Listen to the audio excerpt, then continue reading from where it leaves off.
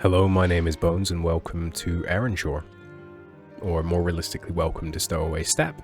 Erenshor is currently suffering from that thing that all the islands in GTA suffer with, and it's currently closed until a specific date, that date being the 14th of April, when the official release lands on Steam.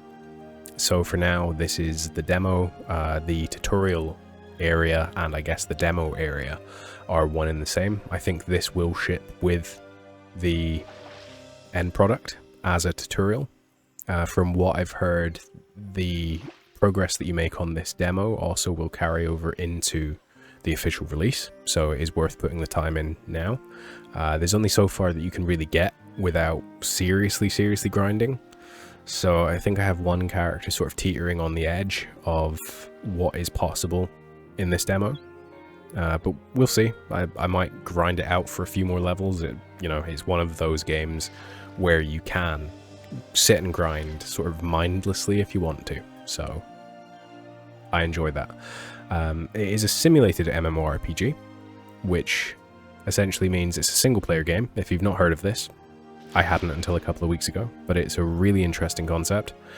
So it's simulated. It's not actually got any other players. It's a fully single player experience, and the other players in the game, there's NPCs and then there are these AI sort of generated players. It's not generative AI. It's not the sort of AI that people frown upon, because I think Steam itself has a real issue with that type of AI being used in products that are being sold.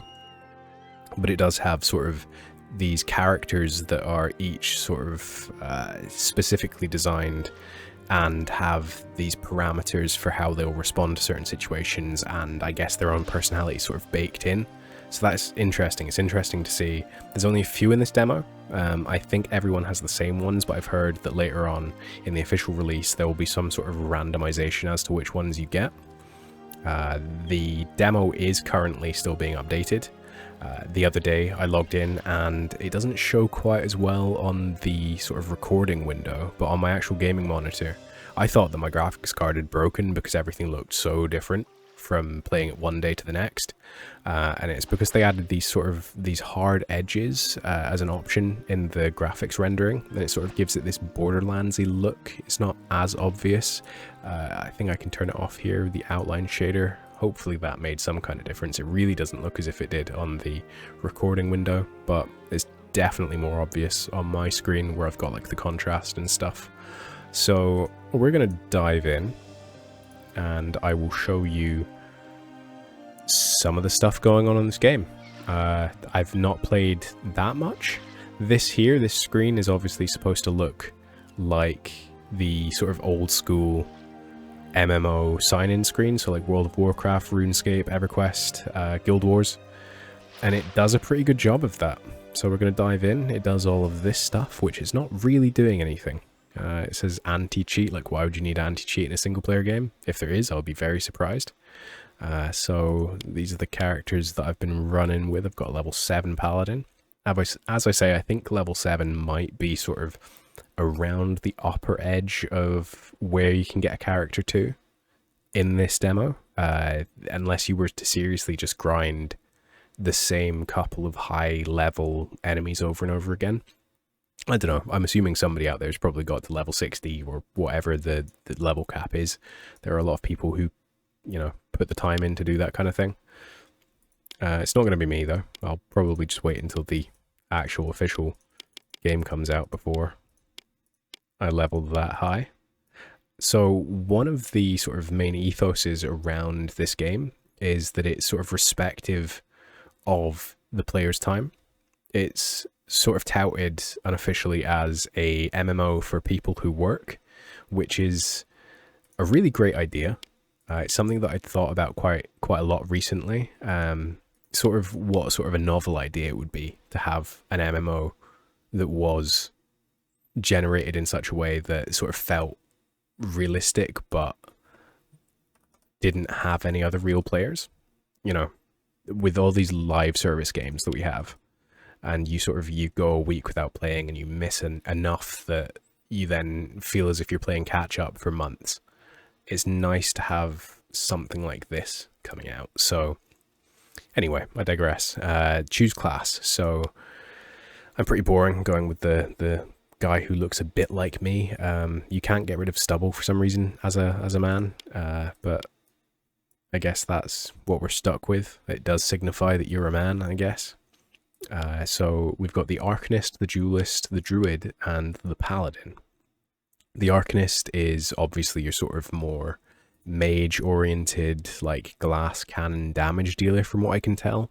The Duelist is a melee sort of based class that, as it says, thrives on combat. So they get a buff for every enemy that they kill, which increases their regeneration of health and I think mana. Yeah, sure. The Druid is another sort of caster, a bit like the Arcanist, except I think it's supposed to be the more healy of the two types. Like Arcanist is supposed to deal damage, whereas Druid, they get like summons, they have pets, and I think they're sort of the main healer of the game, although Arcanist and Paladin I think can also heal. Paladin is obviously the one that I've played the most of.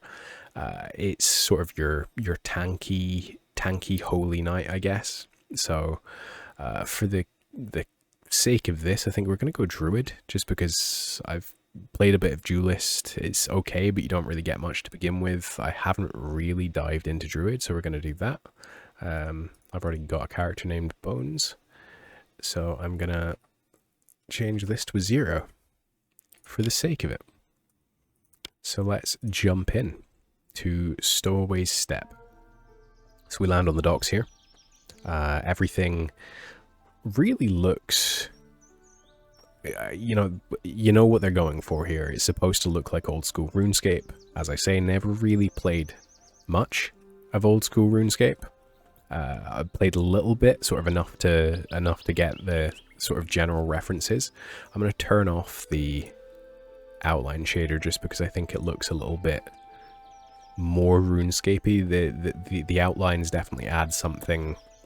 I don't know if they're trying to get away from the comparisons to RuneScape, but it's, you know, it's definitely, that's what they're going for.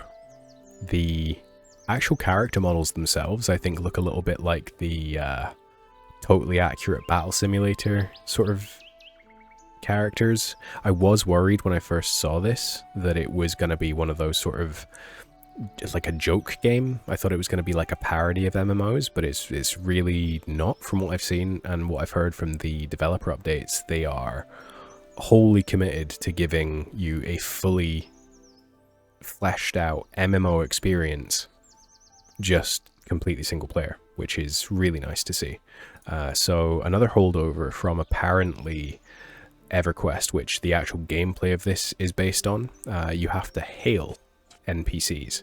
So these are NPCs. There's no actual AI player characters in this area. They sort of want to make sure that you know what you're doing before you get to that stage and before you get to the majority of the mobs. I think there's one mob over here who we'll see in a minute. So I've hailed Captain Genevieve Voldance, and she says, prepping to depart, not to Erenshor though.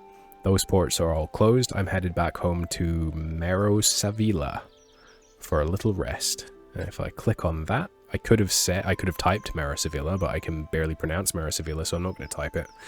But you could type it. You can also click on things, and it progresses the conversation as though you had clicked on it. So that's probably what I'm going to do. I don't really see much point. The actual AI players, they have some fun little personalities sort of baked into them, whereas these guys just have their own responses that are pre sort of recorded, and they only reply when you say things in green here. So I don't really see the point in typing that. You could if you were really role-playing, but I'm not going to. Merosavila, that's where my home is. Nice place, lots of mountains. You should visit it someday. If I were going back to Ashenville, I'd offer you a trip back since you didn't make it to Erenshor. You'll find your way, I'm sure. So that's nice. But we are headed up here to try and sneak into Erenshor, I guess. That's sort of like the main idea of this demo, is that we're somehow going to sneak into Erenshor eventually, I guess, on April the 14th when the game comes out. So, hail this guy. Welcome to Stowaway Step, stranger. Please go check in at the office up ahead. Here is your dock pass. Give it to the agent inside. Do not lose it. So, I'll just show you. If I type office, he'll reply as though I'd clicked on that. So yes, the big building just up to the right of the dock here. See Wendell inside with your papers to register. So he's given us these papers. I should probably equip some stuff just now. That's is that a spell? Level 1, mana cost 15, stats effect, deal 6 per tick poison damage over time. So that's gonna come in handy. From what I remember, the duelist doesn't actually, he gets a passive spell. That doesn't actually do much, so it just feels a bit weak to begin with. So this is Wendell, controller Wendell, so I'll chat to you. Hail. Oh, I need to be clicked on him. Welcome to Stowaway Step. If you're here to turn in dock papers, please do it now. If you don't have them, go back to the docks and get them. If you've already turned them in, move along. I can't keep track of everyone, and please don't ask about going to Erenshor. You can't. So if I click that, he says, not happening, pal. The mainland has enough of its own problems right now without us funneling new adventures in to stir up all the sleeping dungeons and caves hunting for treasures. If you hear of anyone offering to get you there, you come and tell me. Okay, so in order to give people things, NPCs, you just drag it over to them and click on them, and then give item. That opens up the chat, the trade window even. So, welcome to Stowaway. Oh no. He's supposed to say something.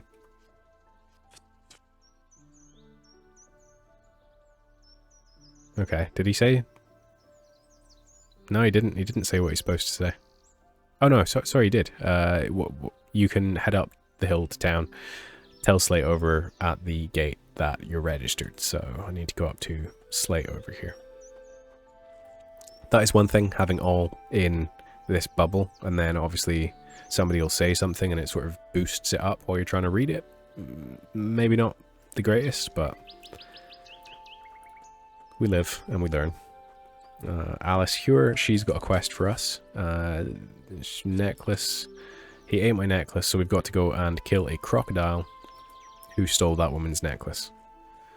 And I suppose reach in and grab the necklace and give it back to her. Here he is. So, gonna do this from a distance, give him some poison. Don't really think it does too much. I don't know if he actually got poisoned there. Yeah, he did. Yeah, there we go. And then press E to loot, take the necklace, and head on back to her.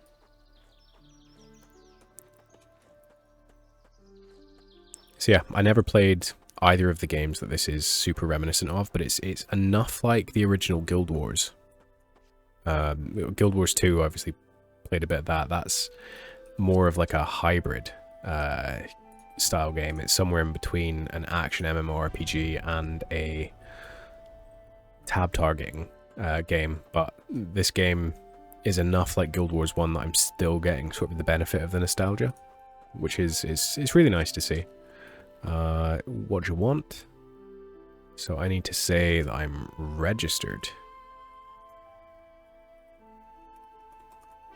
There we go. And what? You want your own key to this door? Got no more on me. You want to take care of a problem for me? Doing it comes with its own key. Cool. So what's your problem? It's a big problem. Keo, that guy down at the lighthouse there, he's gone kind of nutty. Stared at one too many hermit crabs or something. He's got to go back home. Have his deportation papers, go and deliver him and collect his gate key. It's all yours. Cool, so there's some people trash talking each other in here. It's very easy to sort of sit back and really enjoy the drama that's going on, and then you remember that none of these people are real. So I wonder if I shout, hello. I wonder if anyone's going to say anything. Good day, all. Only Lelleril. The only one that's not rude. Everyone else is ignoring me. So if I go up here to the group builder, as I say, there's none of them down here. They're all sort of up here somewhere.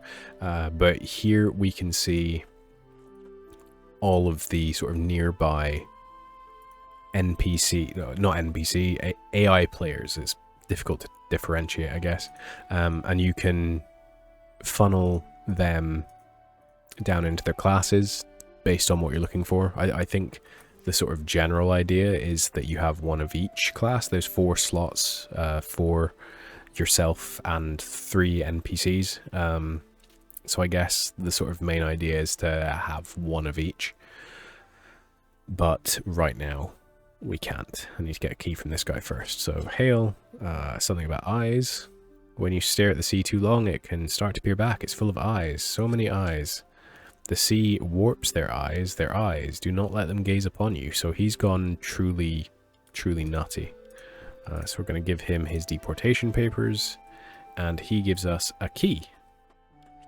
That was a lot easier than I thought it was going to be. I really thought we were going to have to fight the crazy guy.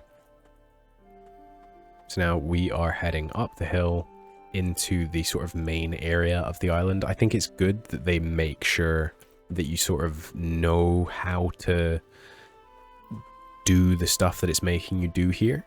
The developer did say that although there's a lot of lore and a lot of stuff that you can sort of opt into in this game if you want to pay a lot of close attention and sort of learn all the systems, learn all the... There's a lot of reading, I guess. He says you can do that, but you don't have to do that. You can just play this as a sort of mindless grind-a-thon if you really wanted to. So I'm going to kill Rattle Wrists, take his boots. So now I'm only half naked. And I'm not actually sure what these guys do. It just kind of stares at you. Really have no idea. There's another one on the other side of the island as well, and I'm just not sure what they're doing. That also might be some sort of holdover from old MMOs. Not sure. So here is our first player character NPC thing, AI player. Aaron, who is, I think, the highest leveled... Yeah, he's a level 12 paladin. He's I think, the highest leveled character on the island. He... At the stage that my paladin is still out of reach for me to group with, so he can be a bit bitchy sometimes. He'll trash talk you, tell you that he's not carrying trash today. No spells for me, I guess. No druid spells. So if you hover over and hold right click, it shows you sort of down here which class certain sort of items and scrolls and stuff can be used for. So everyone can use a shield apparently. There's not really much here that's much better than what I've already got. So let's see, there's a few people here. Let's invite some people. Can't invite you because you're too out of you're all too out of my reach. Dancer isn't. And you, no, everyone is. Everyone except for Dancer. Just me and Dancer taking on the world. So that is the message to say that the tutorial is sort of complete. And from what I remember, if you've done that, you don't have to do the tutorial when you download the main game. But I'll probably end up just creating a new character when that happens anyway. Although I've been playing this every day for a few days now, so... Oh, I wonder. Duelist and Paladin, so I can't use that. Can you? You're a duelist, so I could give her that, give item, and then she equips it, see? So if you're going to be playing with sort of specific party members, you're sort of within your best interest to equip the playable player NPCs with gear that you're not going to use for your class, because it does benefit you generally. Like, she's got more armor now. It's an interesting concept.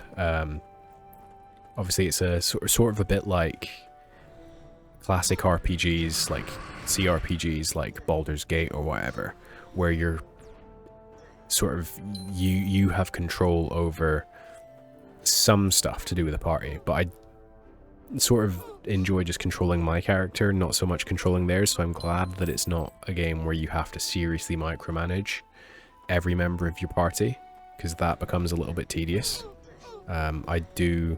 I think I've bitten off more than I can chew here. Yeah, I shouldn't be. Hopefully they focus mainly on her. She's not a paladin, but she can probably tank this. Oh no, she's about to go down too. Probably shouldn't have ran into all three of these guys at once. Why did you have two shirts, my guy? What's that about? Speaking of which, I should probably put a shirt on. So that can be used by any, that can be used by all, except for Arcanist for some reason. Yeah, because Arcanists can only use cloth armor. So, look at my guy. Looking good. He's got his little waistcoat on. But yeah, we're not quite equipped yet to deal with the guy at the bottom of the hill, so we're going to run back up here. And I think I'll swap that out for that. Maybe dual wield, because there's not really much stopping you from doing it. The aura, I forgot to grab the aura. There is an aura sales person down at the gate that we came through. Usually I do pick up an aura. I don't really know what they do too much. I think this is sort of like a buff. One other thing. Two other things, in fact. One thing that I really don't like about the NPC... I keep saying NPC, I mean AI player. The one thing I don't like about the way that the AI players move is that they all run at the same rate, if that makes sense. Like, I think that it would be a good idea to have inbuilt, maybe based around the, if you've got a particularly mouthy AI player, perhaps they don't follow you quite as quickly as others, but the fact that these guys move at the exact same rate and the exact same speed as you set off just sort of takes some of the immersion a little bit. Like if she started following you straight away and he lagged behind just a little bit, it would really add something. So if there's any developers watching, that's, you know, one thing. And a second thing would be, we really need some NPCs just stood here, because the majority of players in MMOs, the ones that I have played, everyone stands at the banks. Everyone stands, for some reason, either at the banks or like the auction house, and there's no auction house here. So I would like to see more of a crowd gathering at the bankers. I don't know if maybe that's just, you know, there's a lot of stuff that I'm assuming is going to change from the demo to the official release, but that's one thing I would like to see. We might even be too under-leveled to take these guys, but there is 3 of us now, so we'll see how it goes. The combat in this game is sort of clunky by design, which is obviously forgivable. I usually wouldn't go in for a game that was this clunky if it wasn't seriously going for it on purpose, you know? So it's interesting. I can see this game really confusing a lot of people, maybe younger people who don't necessarily understand, you know, they don't have the nostalgic connection to games like this. I can see it being really confusing for them, the idea of a game that is so sort of slow by design. But I'm glad that it's been made. I'm really looking forward to the official release. Let's see if there's anything that I can use. I can use dodge. Druid magic bolt. So let's see if I can afford that. Can I? 50 gold. I can afford that. Can I use it yet though? Didn't check that. Not yet. Oh no, I can. There we go. So that's automatically equipped to my hotbar. Deals 15 magic damage to your target. So I can now poison and I can zap people with a magic bolt. This is the general concept of the game, sort of a single player MMO, is something that I have been thinking about for at least a couple of months, because I re-downloaded Kingdoms of Amalur. That's the name of the game, isn't it? Kingdoms of Amalur, which, if you don't know, had a bit of a weird development story. It was originally designed as an MMO by a Major League Baseball player, I'm pretty sure, who became addicted to World of Warcraft and decided that he wanted his own sort of competitor to World of Warcraft. So he funded a company, created Kingdoms of Amalur, which had some I think R.A. Salvatore he did like 10,000 years worth of lore writing, and then the game developers sort of, I guess, came into some serious financial trouble, and the state of Rhode Island had to like bail them out, and it sort of ceased being an MMO, which it had sort of been built from the ground up to be an MMO, and then was released as sort of the most mid-action game of all time, which resulted in these large open areas within the game that were quite obviously supposed to be populated by other players, because there was nothing else there, and you had all this space, you know. It'd be like this whole area with just the mobs, none of the NPCs or AI players, and it just felt really weird and empty and a bit like a ghost town. So while I was playing that, I was thinking about how interesting it would be to have... Oh Christ, I didn't mean to pull you. Nope, I didn't get anywhere near. I didn't get anywhere near close enough to pull you. I guess I did, but so that's the big world boss. We're not supposed to be taking him on yet. Ideally you want to be around at least level 5 or 6, and have sort of focused on equipping your NPC players with some gear. I'm certainly not ready to tackle him right now. This is the sort of respawn system here, these wells. I don't know if that's going to be the same for every respawn point, or if they're going to have different types of respawn points, but it's an interesting way to do it. It's kind of... I guess it kind of functions similarly to like the grave sites in World of Warcraft. I haven't played World of Warcraft in so long, I don't even know if that's still a thing, but speaking of which, there's a little graveyard down here, which I think was... You need a Shivering Crypt key, which I think you can craft, but I'm not entirely sure if the items that you need to craft it drop anymore, or if they were just part of a... it was like a timed Halloween type thing last year. I don't even know if I'm going to be able to kill... Oh no, he's going down. So if you click on NPCs, it does say sort of whether or not you would be able to tackle them solo, I guess. Where are my guys? Come on, follow me. Where are you?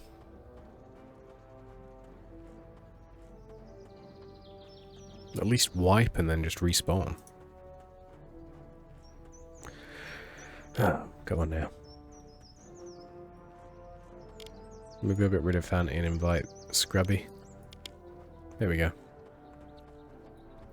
What is Scrubby? Scrubby and Paladin as well, so I think...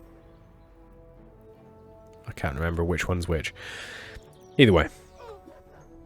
As you progress, you'll be able to invite and group up with different NPCs as you go. So I don't know if they level at the sort of the same rate that you do. Like if you can invest heavily in specific NPCs with the sort of idea that you're going to take them up with you through the game, or whether they all sort of stay at a similar-ish level. One thing that I think would also be really good to add is a guild system, because there's obviously like Erenshor's Young, there's another group called the something like Circular Psychos or something. But from what I've seen so far, yeah, Full Circle Psychos, that's them. The player yourself, you can't seemingly join guilds. I'm not sure if that's something that's being worked on, or if that's something that they're just not going to... You know, these guys have like their own flavor text and their own sort of little personalities and quirks. I think it would probably be a lot more of a commitment to write like what would essentially be like storylines, I guess, for being part of their guilds. But it would be an interesting concept, perhaps something for later on. Are they still fighting him? They've nearly killed him. What in God's name? What is going on? No, I'm not tanking. Oh God, don't kill me.